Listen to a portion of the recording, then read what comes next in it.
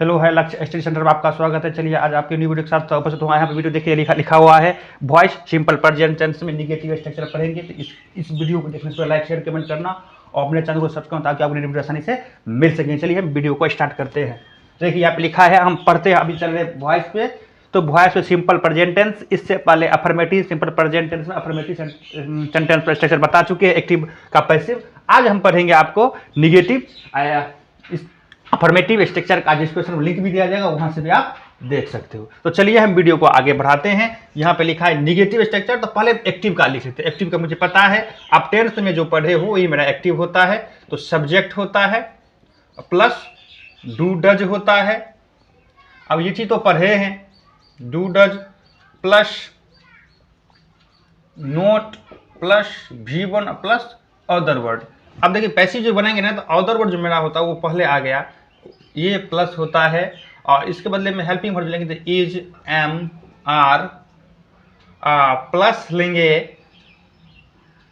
Plus जो लेंगे यहाँ पे अदर इज एम आर आ गया, नोट दे देंगे, प्लस मेरा V3 रहा, प्लस मेरा बाय रहा और ये मेरा सब्जेक्ट यहाँ पे आ गया। आपको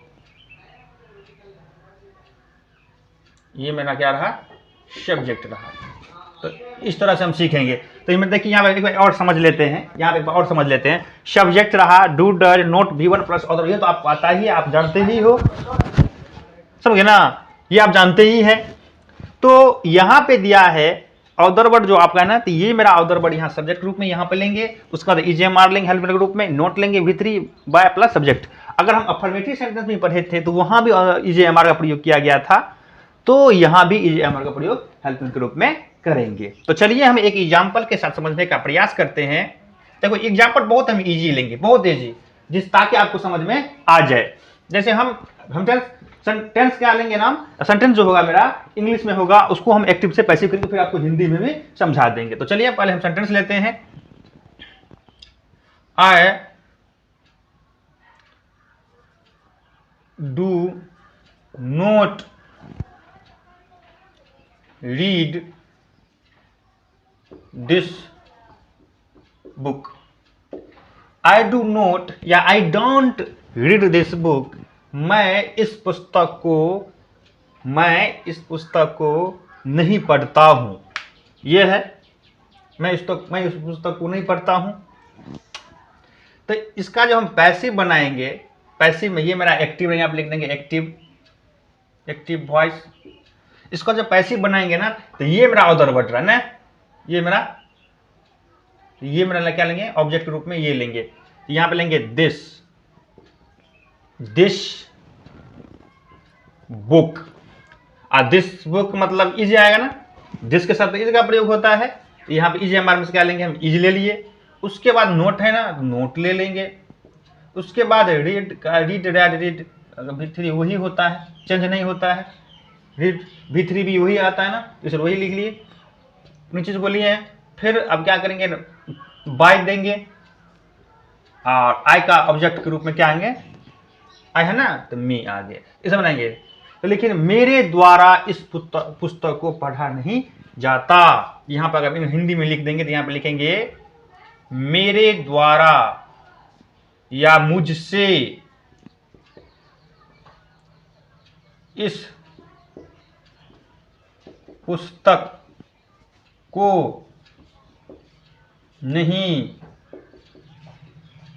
पढ़ा जाता है। तो इस तरह सेंटेंस को कंप्लीट करेंगे। यहां पे देखिए अब एक्टिव में क्या है ना, एक्टिव में सब्जेक्ट मेरा प्रधान होता है, मोस्ट होता है, और पैसिव में मेरा ऑब्जेक्ट मेरा मोस्ट होता है। यानी focus, total focused on objective in passive voice and total focused on subject in active voice. यानी कहने का मतलब यह है कि सब्जेक्ट का जो प्रधान जो देखा गया वो एक्टिव में देखा गया है। और एक्टिव सेंटेंस है क्या, आपने टेंस में भी पढ़ा है एक्टिव सेंटेंस, टेंस जो पढ़े हैं वो मेरा क्या है, जितना वो मेरे पढ़े हैं सब क्या है ना, उन सभी सेंटेंस क्या है, एक्टिव है। और उसके लिए हम क्या करते हैं, हम सेंटेंस को, अगर हम सेंटेंस पैसिव बनाने के लिए हम क्या करें, अगर आपका अदर वर्ड यानी ऑब्जेक्ट को आप मेन मुख्य रूप से आप लेना चाहते हैं तब आप क्या करें, वही मेरा पैसिव वॉइस कहलाया। उन चीज़ों को पैसिव वॉइस बोलते हैं। तो वो चीज़ देखिए ना, I do not read this book, तो this book is not read by me, मेरे द्वारा या मुझसे इस पुस्तक को पढ़ा नहीं जाता, ये पुस्तक को नहीं पढ़ा जाता है।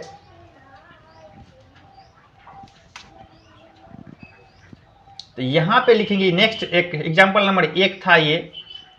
एग्जाम्पल नंबर हम 2 लेंगे, लिखेंगे you do not learn English. देखिए, you do not learn English या यू डोंट लर्न इंग्लिश, आप जानते हो, यानी आप अंग्रेजी नहीं सीखते हैं। इसका मतलब है ना, आप अंग्रेजी नहीं सीखते हैं। ऐसे बनाएंगे, इसका ये मेरा एक्टिव हो गया। यहाँ पर अब एस ए और भी लिख दोगे, यहाँ पे पैसिव वॉइस लिख दो। अब देखिए ना, ये इंग्लिश है तो पहले हम इंग्लिश ले लेते हैं। इंग्लिश के साथ हम क्या लेंगे, इज हमारा प्रयोग करेंगे ना, तो इंग्लिश के साथ प्रयोग करेंगे, इज का प्रयोग करेंगे। इंग्लिश इज नॉट लर्नेट होता है LEARNT, भीतरी होगा बाय यू, ये मेरा पैसिव वॉइस रहा। देख रहे हैं ना, तुमसे अंग्रेजी नहीं सीखा जाता, यानी तुम्हारे द्वारा अंग्रेजी सीखा नहीं जाता है। इस तरह सेंटेंस को बनाएंगे। नेक्स्ट सेंटेंस लेंगे, यू डू नॉट, या डोंट भी ले सकते हो, you do not help the poor, आप गरीबों की मदद नहीं करते हैं। यहां पे क्या लिखा है, आप गरीबों की मदद नहीं करते हैं, ये मेरा क्या रहा, एक्टिव रहा। इसे हम पैसिव बनाएंगे, क्या लिखेंगे, द पुअर लेंगे। और द पुअर के बाद क्या लेंगे आप, यहां पे हम इज का प्रयोग करेंगे और यहां पे हेल्प्ड आ जाएगा, V3 का यूज होता है इसमें, तो हेल्प्ड आ गया। अब बाय यू आ गया, ये मेरा पैसिव वॉइस रहेगा। इसको हिंदी में समझेंगे तो क्या होगा, तुमसे गरीबों की मदद नहीं की जाती है, तुम्हारे द्वारा गरीब मदद नहीं किया जाता है, ऐसे भी लिख सकते हो, तुम्हारे द्वारा गरीबों की मदद नहीं किया जाता है। तो गरीबों की, यहां क्या ना, ये मेरा मोस्ट इंपोर्टेंट है, गरीबों की मदद नहीं किया जाता है, किसके द्वारा, तो तुम्हारे द्वारा। इस तरह सेंटेंस को हम कंप्लीट करेंगे। ठीक है, हम नेक्स्ट सेंटेंस और लेते हैं। यहां पे देखिए लिखा है,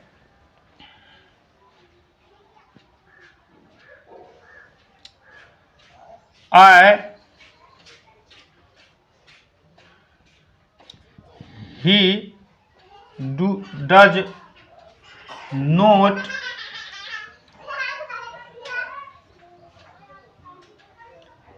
tell me, वह मुझे नहीं कहता है, या टेल मी समथिंग लिख देते हैं, वो मुझसे कुछ नहीं कहता है, वो मुझसे कुछ नहीं कहता है। तो इसको जब बनाएंगे आप, ये मेरा, इसे जब बनाएंगे आप एक्टिव वॉइस, इसको पैसिव जो करेंगे, आई के साथ लेंगे आई एम नोट, यहां पे क्या लेंगे, आई एम नोट। उसके बाद टोल्ड आ जाएगा, टोल्ड समथिंग, यहां पे नोट नहीं देते तो नथिंग भी लेते हैं, नोट दे दिए तो समथिंग लेंगे, बाय हिम आ गया।